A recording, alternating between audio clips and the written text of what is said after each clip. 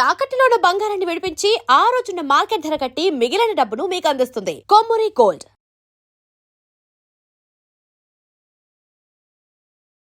నమస్తే, మీరు చూస్తున్నారు వి మీడియా. నేను మీ యాంకర్.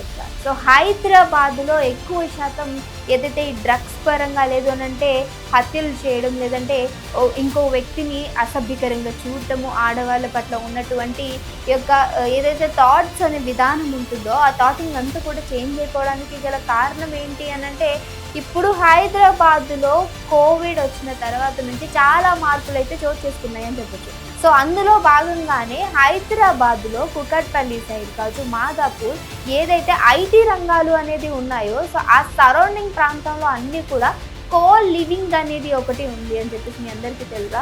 సో ఇప్పటి వరకు సో హాస్టల్స్ అనేది చాలా వరకు అటు అబ్బాయిలు ఇటు అమ్మాయిలు కూడా డిఫరెంట్గా ఉంటుంది. ఏదో కొన్ని చోట్ల మాత్రమే అది కూడా ఏదైతే రూమ్ షేరింగ్ చేసుకుంటూ ఉంటారు అని చెప్పేసినంత వరకే ఉన్నటువంటి ఇన్ఫర్మేషన్. కానీ కో లివింగ్ యొక్క సర్క్యులేషన్ అనేది ఎంత దారుణంగా ఇప్పుడు సర్క్యులేట్ అయ్యింది అని అంటే అబ్బాయి అమ్మాయి అనేది కూడా కలిసి ఉండేటువంటి ఓ కో లివింగ్ అనేది హాస్టల్స్ కూడా ఉన్నాయి అన్న విషయము వింటుంటేనే నిజంగా సో హైదరాబాదే కాదు, ఈ మధ్య కాలంలో చాలా ప్రదేశాల్లో కూడా ఇదంతా కూడా విస్తరించి ఉన్నది అని చెప్పేసి ఒక వ్యాఖ్య. అయితే వరల్డ్ వైజ్ గా చూసుకుంటే కో లివింగ్ అనేది 4000 CR అంటే అప్రాక్సిమేట్లీగా మనకి 4000 కోట్లకు పైగా ఈ యొక్క కల్చర్ అనేది ఉంది.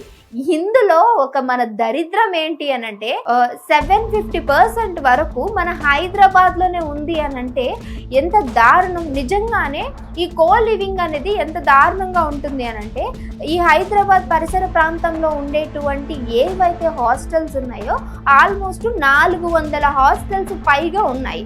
అంటే ఇందులో ఉండేటువంటి యూత్ 7 అంటే ఆల్మోస్ట్గా 70,000కు పైగా యూత్ అనేది ఉంటుంది. ఇందులో 60 to 70% వరకు ఇతర రాష్ట్రాల వాళ్ళు ఉంటే 40 to 60% ఈ ప్రాంతంలో మన హైదరాబాద్కి సంబంధించిన వాళ్ళే హాస్టల్స్ ఎక్కువగా ఉంటున్నట్టు, తెలుగు రాష్ట్రాలకి సంబంధించినటువంటి వాళ్ళు ఎక్కువగా ఇలాంటి హాస్టల్స్లో ఉంటున్నట్టు తెలుస్తుంది. ఇందులో ఇప్పుడు ఈ కో లివింగ్ గురించి చూసుకుంటే డ్రగ్స్ రిలేటబుల్గా, లేదు అంటే మద్యం మత్తులో ఉండి అమ్మాయిల్ని ఏడిపించే వాళ్ళు, లేదు అంటే అసభ్యకరంగా ప్రవర్తించే వాళ్ళు ఎక్కువగా ఉన్నట్టు తెలుస్తుంది. ఇంకోటి ఏంటంటే మన తెలుగు సాంప్రదాయానికి విభిన్నంగా ఉండేటువంటి ఈ సాంస్కృతిక కలాపాలు ఏవైతే ఉన్నాయో వీటిని అన్నిటిని కూడా ఇటు తల్లిదండ్రులు అలాగే సంస్కృతికి సంబంధించినటువంటి ఏదైతే పరిజ్ఞానులు ఉంటారో వీళ్ళు కూడా ఆందోళన చెందుతున్నటువంటి పరిస్థితి కనిపిస్తుంది. నాకు తెలిసి ఇక మీదట ఉండే కొద్దీ పెళ్ళిళ్ళు కూడా చేసుకోకుండా సో ఈ కో లివింగ్నే ఎంకరేజ్ చేసేటువంటి రోజులు కూడా వస్తాయేమో అనే విధంగా ఉంది. ఎందుకంటే ఇప్పుడు ఒక కో లివింగ్ గురించి మనం మాట్లాడుకుంటే ఆ మధ్య కాలంలో కోవిడ్ వచ్చినప్పుడు ఏదైతే సాఫ్ట్వేర్ ఐటీ రంగానికి సంబంధించిన వాళ్ళు ఏం చేసేవారంటే కొంతమందికి రూమ్స్ డివైడ్ చేసి ఉన్నటువంటి కో లివింగ్ అని ఎలా అంటారు అంటే హాల్, కిచెను, బాల్కనీ ఇవన్నీ కూడా వీళ్ళు యూటిలైజ్ చేసుకుంటారు. ఈ ఉన్నటువంటి బెడ్రూమ్స్ అందరికి డిఫరెంట్గా ఉంటాయి. ఈ సరౌండింగ్స్లో యూజ్ చేసుకునే థింగ్స్ అన్నీ కూడా జిమ్ సంబంధించినవి. ఇవన్నీ కూడా ఈ పర్సన్స్ అనేవి అందరూ కూడా ఇంక్లూడింగ్గా యూజ్ చేసుకుంటూ ఉంటారనమాట. ఏదైతే ఈ సాంప్రదాయాన్నే వీళ్ళు దారుణంగా ఇంకా కో లివింగ్కి ఉండగా ఇంకా అది ఎక్కువైపోయింది అనమాట. అది ఎలా అంటే ఊర్లో నుంచి రావటము, చాలామంది ఇక్కడ ఉన్నటువంటి ఫ్రెండ్స్తో మాట్లాడుకోవడం, దానికి సంబంధించి వీళ్ళు ఒక్కొక్కరు అబ్బాయిలు అమ్మాయిలు అందరూ కూడా ఫ్లాట్స్ తీసుకోవడం.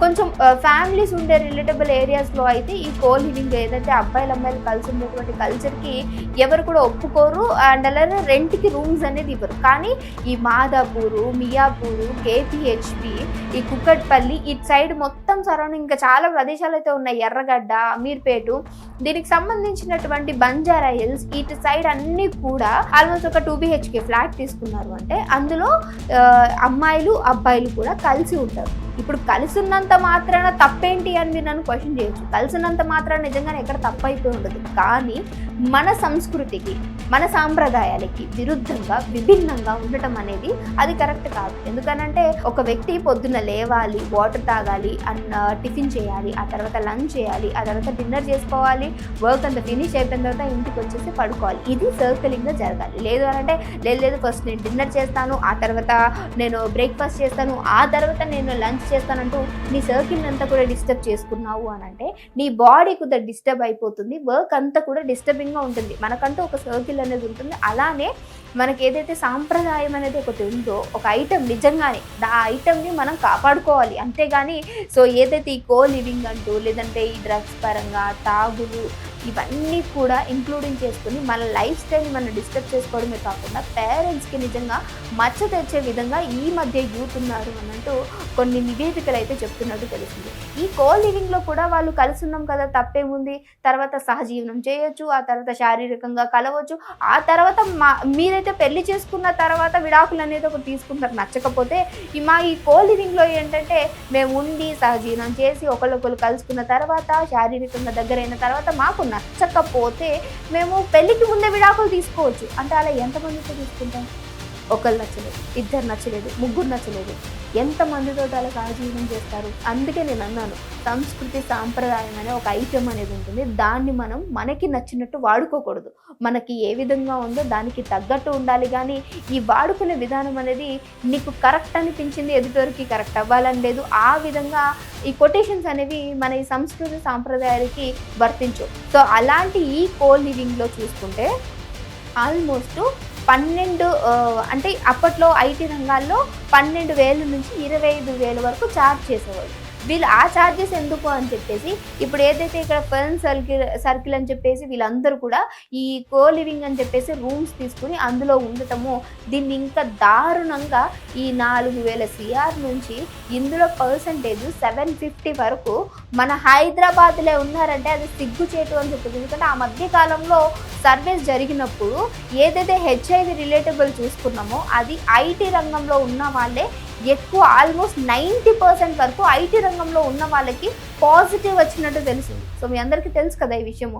అంటే ఈ విధమైనటువంటి సంస్కృతి సాంప్రదాయాల్ని పక్కన పెట్టి వాళ్ళకి నచ్చిన విధంగా ఎవరితో వాడితో వాళ్ళతో సహజీవనం చేయటం వల్లనే ఇలాంటి వ్యాధులు ఇలాంటివన్నీ కూడా వస్తున్నాయని చెప్పేసి నిపుణులు సూచిస్తున్నటువంటి పరిస్థితి కనిపిస్తుంది.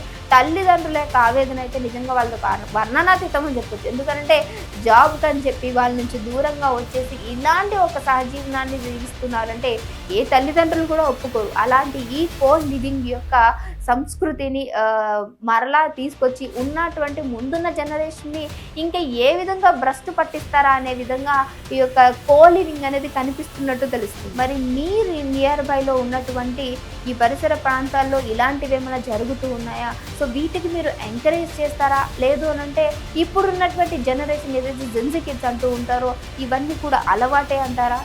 మీకేమనిపిస్తుంది అనేది మస్ట్ కామెంట్ చేయడం మర్చిపోకండి. ఇంకో వీడియోతో మళ్ళీ కలుస్తాం. చూస్తూనే ఉండండి అవర్ ఛానల్.